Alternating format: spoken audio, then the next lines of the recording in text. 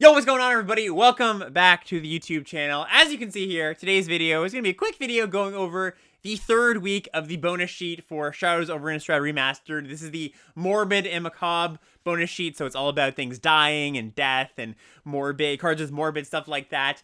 Overall, big picture on this sheet, I think it's going to have a lesser impact on the format than last week's flashback sheet. You know, we had blue-red spells being awesome last week because of all the flashback help, Forbidden Alchemy, and Faithless Looting, and a lot of spells that helped in that vein. We also had the Spider Spawning deck, which was this whole thing. I think this week we've got a lot of cards that don't really, they're not going to spawn any new archetypes. Mostly just like, hey, some good cards that happen to care about death and dying. I think there could be some room for maybe like a Traitorous Blood, you know, Active Treason, Steel and Sack stuff going on, but mostly it's just going to be like, hey, is this card good? Well, I'm going to play it, and it doesn't really have ramifications on the rest of the format. So just like last week, I'm going to go through all the cards here, point out some thoughts on the cards, point out some synergies potentially. I've also, just like last week, arranged them into tiers. We've got the first tier here, great cards, you should take these early. Second tier here is solid, you know, C+ level cards. This fourth tier here is kind of the, has a place, but it needs some setup, a little bit finicky, not going to go in every deck. And then this last tier here is mostly unplayable. I'm not going to call them the unplayables, but I would advise probably not putting them in your deck too often. Just like last week, I think, you know, this is not a 100% accurate list. I'm sure there's going to be, in the next day or two, a few things that I might shift around. So if you're seeing this on, like, the Friday or something, you're like, hey, that looks a little bit odd, feel free to comment. I might have updated some takes, but let's just dive into it. So starting with this tier of just great cards you should take early, we've got Stitcher'S High Priest, just a really solid card. Not that hard to pump out 5/5s. And one of the things I should note about these Morbid cards is you don't really have to work that hard to turn them on. Like, you've got, you know, stuff like this, stuff like Hollowhenge Scavenger, a few other cards that have Morbid or care about things dying. And you might think, okay, well, that means I want to put more sacrifice outlets in my deck. And, you know, if you can pick up good sacrifice outlets, sure. But I wouldn't put, for example, something like Bloodful Connoisseur, which I think is, you know, not the kind of sacrifice outlet you want. I'm going to get to this card. I'll talk about it a little bit more. But it's a little bit too underrated. You're putting kind of bad cards in your deck or just like underrated cards to enable synergies. Morbid just happens. You know, creature combat happens. Removal spells get cast. So don't worry too much about like, oh, how do I enable this? They're just going to, you know, most of the time you're going to be able to make them work. So let's just start with the Priest here. It's a pretty straightforward card. Comes down, maybe not on turn 2. Maybe you play a little bit later. And then if they don't kill it, you're often just going to be pumping out 5/5s each turn. So just one of the better cards on this list. Nothing too fancy about it. Falconwrath Noble is the next one here. And this one is a little bit, you know, maybe doesn't look as powerful as it actually is. But if you played with a Blood Artist effect before, this is that, but on a flyer. You know, specifically, it is Blood Artist, the 0/1 for 2 that you might have played in constructed formats before.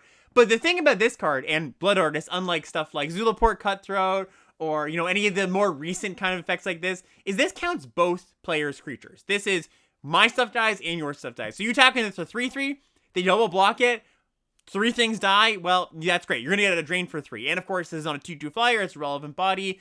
Just going to be a really good card. Doesn't take a lot of work. Another one here that doesn't take a lot of work. Falconwrath Aristocrat. Just a giant hasty flyer that can gain indestructible. I don't think I have to explain that too much. We've got Requiem Angel as another just like large flyer. Sits there, attacks, blocks, makes it really hard for your opponent to profitably engage in combat. We've got Zealous Conscripts, which is a cube all-star, and it's not going to have quite the effect in this format as I think as, you know, stealing Planeswalkers is really sweet with Zealous Conscripts, but it's still a fantastic aggressive card, just taking their biggest thing, having a 3/3 haste, bashing for a lot. And the last card here on the, you know, the best of the best here is Murder of Crows. And by the way, these are not in any specific order, I'm just kind of listing them here. Just another pretty large flyer, and again, kind of like Falconwrath Noble, this is when any creature dies, so you get so much card filtering with this card, right? You just loot every time something dies. Maybe you've sacrificed something. Again, the situation where you attack in, they have to block, or vice versa. You're gonna get 2 loots out of this, and it's just on a, you know, air elementals. So yeah, this first tier, nothing too complicated. And like I said, the reason that these are in the first tier is they are just good. You don't have to do any work to make them good. And I think a lot of these are obviously good. You're not going to get these passed to you, except I think Falconwrath Noble. I think this is a card that already today, I've gotten this passed to me like pick 6, pick 7, and it's definitely a higher quality card than that. So keep your eye out from this one. This is a card that you might get late. All right, moving on to tier 2 here. Just the solid cards. So we've got Doom Traveler.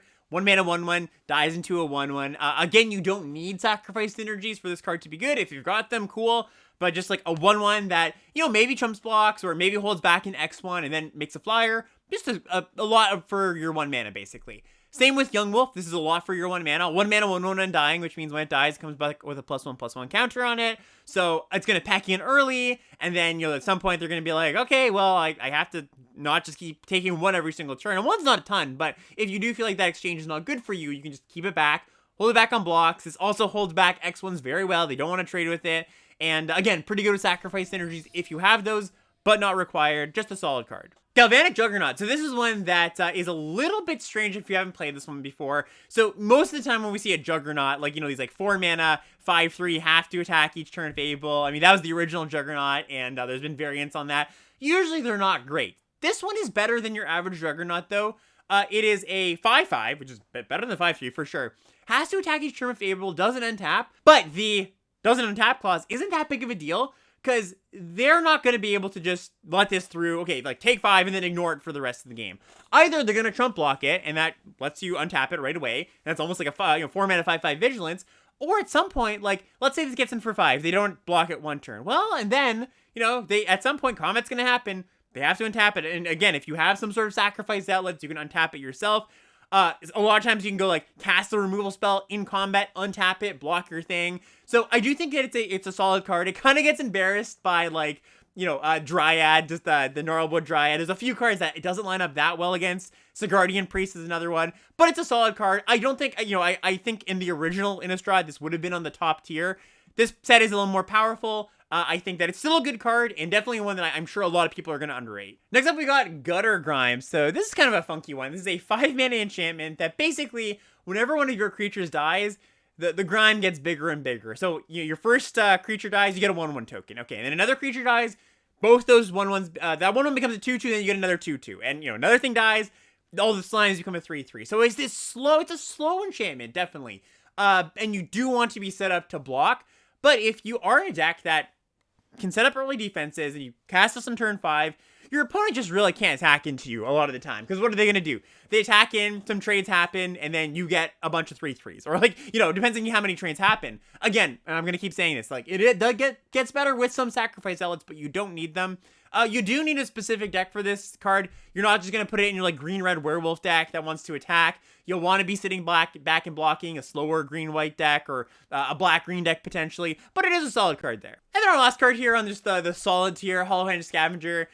You know, I've been talking about these Morbid cards not being that hard to enable. Usually a combat happens, or maybe you can cast a cheap removal spell on turn 6, then play this. And 5 mana, 4/5, gain 5, that's just a good deal. So if you can enable that, and it doesn't take a lot to enable, just a solid card. All right, now let's move on to the kind of finicky, synergistic, not always going to make your deck, good sometimes kind of cards. First card out here is Stitcher's Apprentice. And this is actually a really cool card. The way the play patterns with this are very interesting. There's not very many cards that we play with Limited that are like this, but it's got a weird ability. So you can pay 2 and tap it, create a 2/2, and then sacrifice a creature. So what does that mean? Well, it means you get free sacrifice death triggers, your Morbids turn down, but it also means that you can sacrifice something for value. You know, your opponent points a removal spell at it, or another creature, sacrifice it, you get a 2/2.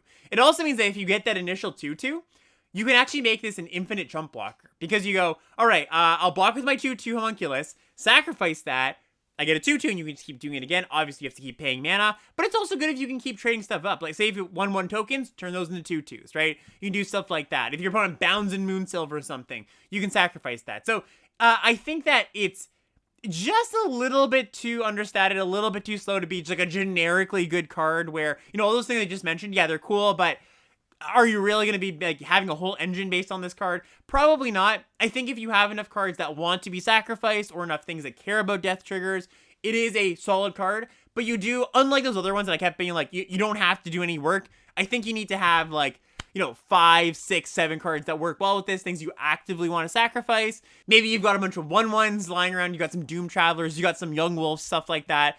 Then it can be a good card, but it's not just generically going to be good in every deck. Another card this card would have been a lot better last week, Self Occultist. So, you know, if normally with Flashback, you mill yourself when things die and you start to draw cards, but really not a lot of payoff for mill in this format, or at this current juncture of the format. I mean, obviously there's Delirium, there's a few cards you can like get back from your graveyard.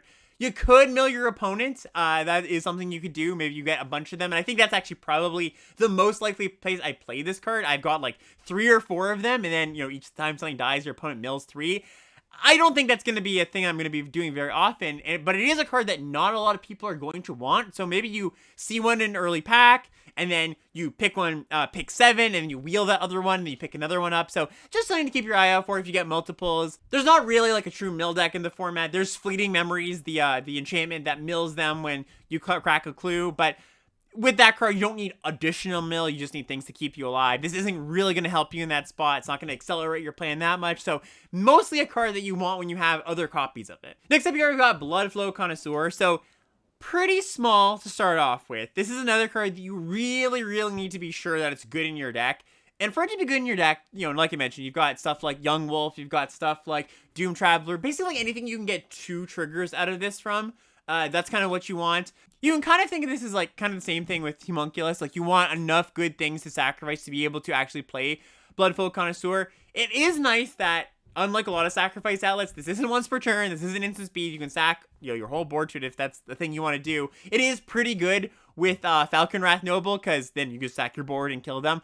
But you do, just like some of these other cards, you really want to make sure you have a good deck for it. You've got actual things you want to sacrifice. And the last card here on kind of our niche list is Traitorous Blood. And this is one that's kind of interesting because it does play pretty well with a lot of cards in the set, unlike a lot of cards that I just mentioned that I think the support's not exactly here. So if we just do a quick search for Sacrifice here, we can kind of see, you know, ways to sacrifice your opponent's creature after you've stolen it, because that's obviously what you want to do here. And white's got quite a few. It's got Bound to Moonsilver, Angelic Purge, Lunarch Mantle. You know, you've got a few in black too. You've also got a few on this list. So I think actually kind of funny. Usually this is a red-black thing, a steal and sack thing, but I think actually white has more good sacrifice outlets. So, you know, if you have 5, 6 sacrifice outlets just lying around, solid card. It's also just not the worst card in your red aggro deck. But I don't think this is like something you can reliably... It's not like Adventures in the Forgotten Realm where it's like, I take the Traitorous Blood and I know I'm going to see the good sacrifice outlets. I think it's more of a like a, you kind of see it, you know what when you see it kind of thing, and it's not going to be an every draft kind of thing. All right, and then the last part of the tier list here, the mostly unplayables. I think these 3 cards are not going to make their way into your deck very often, but I do just want to call them out as cards that if you have the perfect deck for it, you know, they're not zeros. Seance is the one I'm going to start with here, and this is a card that is weird. It gives you a copy of something in your grave, but it can never attack unless that thing happens to have haste. You also get on your opponent's turn if you want. So you could have a blocker, just additional blocking power. The thing you want with this card is enter the battlefield effects. If you can retrigger good enter the battlefield effects, then you can kind of get some value. It's also good if you have ways to sacrifice creatures because you're generating material with this. You can like sacrifice your Bloodflow Connoisseur. That being said, I would need like 10 good enter the battlefield effects or really care about sacrifice for this card to be, you know, make its way into my deck. I think it's more of a meme than anything else. Like, you're like, oh, I got the Seance deck. Like, that actually works here. I've got a few Apothecary Geist, but I would mostly advise against this. Scourge Day Cultist is another one here that I could see actually moving up to, like, the kind of niched here. My issue with this card is it's just too small to come down. Like, 4 mana 2/2, and then you have to sacrifice something for 2 damage. If you've got, like, the perfect sacrifice deck and you just need sacrifice outlets, I can see this being a thing. And especially with Traitorous Blood, the Active Treason effect, maybe you could get something working there. But like I said, this is more of a like a 1 in every 20 draft kind of thing. I don't think this is just a good red card. And then the last card here, Demon Mail Hallberg. Really odd card, expensive equipment. You get a big bonus, but the equip cost is really painful. Sacrifice a creature. Like, if you can't sacrifice expendables, this is just 4 mana, do nothing. Maybe you sacrifice a 1/1 to put this on something else, and that is you know, an added stat. You're not taking away stats from your board. Or you sacrifice, again, a Young Wolf or a Doom Traveler or something, but not going to make its way to very many decks. All right, and that is all I have to say for today. We're going to do the next week's sheet, of course, next week when that comes along. That's the loaded sheet with all the Innistrad bangers, Snapcaster and Gristlebrand and Avacyn and all those. So stay tuned for that. And yeah, overall thoughts on this week. You know, I don't think this this bonus sheet is as good as either of the first ones, but this is still a great format in my mind, so it doesn't really matter that much. And there's a bit of fun to be had for sure. There's definitely some cards that you're going to be happy to pick up. So yeah, that's all I have to say. See you next time.